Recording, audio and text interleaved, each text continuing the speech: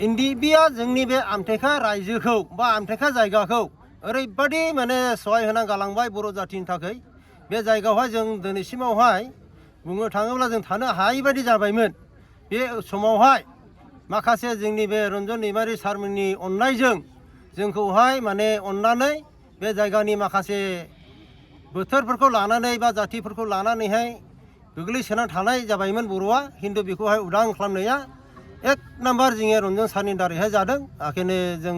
धन्यबाद होयो एनडिएफबि सारा माने माबा रन्जन सारा जोंनि बेक्तिगतनि थाखाय बर' जातिनि थाखाय गोबां खामानि मावलांबाय होननानैहाय गोसो फोथायनाय दं। एनडिएफबि हिसाबैहाय बर' हारिनि थाखाय नैबे ओनसोलाव माबायदि मावलांदोंमोन बिनि सायावहाय नोंथाङा फंनैसो बुंनानै होदो। जों एनडिएफबिखौ बिएसएफनिफ्रायनो जोंनि बे ओनसोलाव जों जोथोन लाबोनो मोननाय दा फैयै फैयै बै समाव जेब्लानाखि एनडिएफबि जायो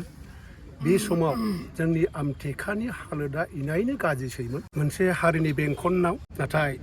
बे अलखदखौ 1973 7 अक्ट'बराव जोङो बै मोनसे गुबुनारिफोरनि गाग्लोबनायनिफ्राय उदां खालामनो हानायखौ जों दिनैसिम बावनो हाया। आरो लोगोसे गाबोननि जिहेथु एनडिएफबिनि गायसनगिरि सार रन्जन दैमारिनि जिहेतु गाबोन 29 थारिख बेहाय बेल हियारिं जानो थांगासिनो दङ आरो जोङो ससियेल मिडियायाव मोननाय बायदियै माखासेखिनि केसफ्रा जुदि सरकारजों बा गोजौनि माखासे नायबिजिरनानै जे माखासे दायानो जुदि गैया खालामजाबायब्ला दिनै थिग बेबायदिनो गाबोननि दिनावबो जिहेथु जोंहा सुप्रिम कर्टआव जे मोनसे केसखौ लानानै बा माबा जोंनि बे रन्जन सारनि थाखाय जे बेल हियारिं जागोन बे बेल हियारिंखौ जोङो एक्स एनडिएफबि इउनिटि फरमनिफ्राय जों गोसो गोरबोयैनो जे फोथायनाय दङ जे सारा गाबोन जे रेहाय मोनो बा उदां जाबोयो जों बेखौनो हास्थायो आरो जोङो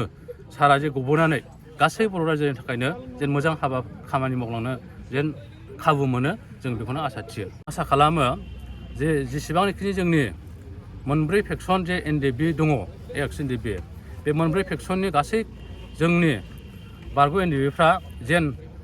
सारनि थाखै जेन गासैबो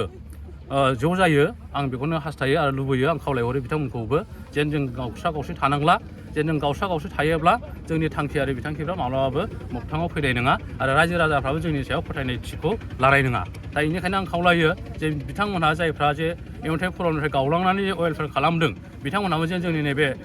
एक्स एनडिएफबि इउनिटि फरमाव जेन जयैनो खामानिखौ मावफैयो आं बेखौनो हास्थायो आरो लुबैयो इउनिटि फरमनि जानानै।